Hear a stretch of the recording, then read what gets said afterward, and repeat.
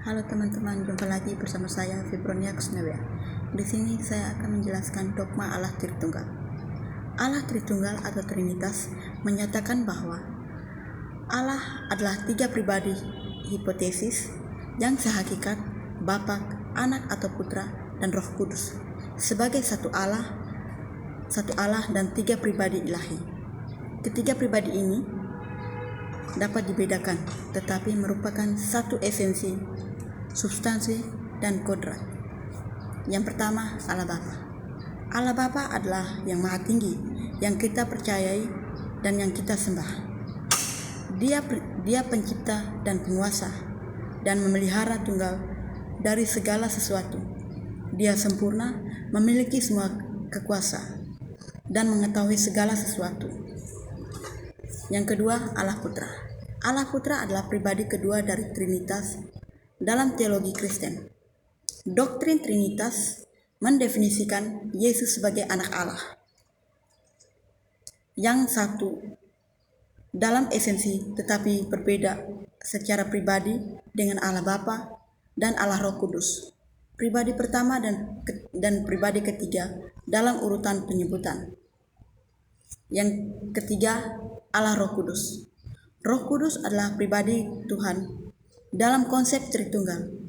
Roh Kudus adalah pribadi ilahi, dan Roh Kudus adalah penolong bagi umat beriman dan menuntun hati umat beriman untuk mengalami keselamatan dari Bapa yang diwujudkan dalam Yesus Kristus menurut ajaran Kristiani.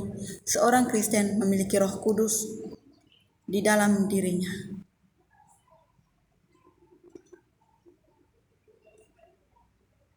Yang berikut anti Tritunggal.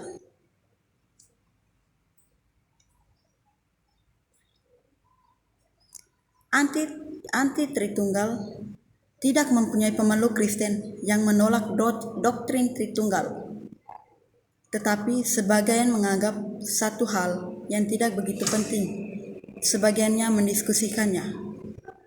Seseorang atau satu komunitas yang berasal dari agama lain mempunyai posisi penyebutan sebagai anti Tritunggal. Namun bervariasi sesuai alasan mereka menolak Tritunggal dan berlandasan bagaimana mereka mendeskripsikan Tuhan. Yang berikut, peran Allah Bapa dalam Tritunggal. Dalam Kristen, Allah disebut Bapa, pengertian yang tidak pernah dikenal sebagai sebuah selain sebagai pencipta dan pemelihara ciptaan dan pelindung bagi anak-anaknya dan umatnya. Yang berikut, makna kedatangan Tuhan.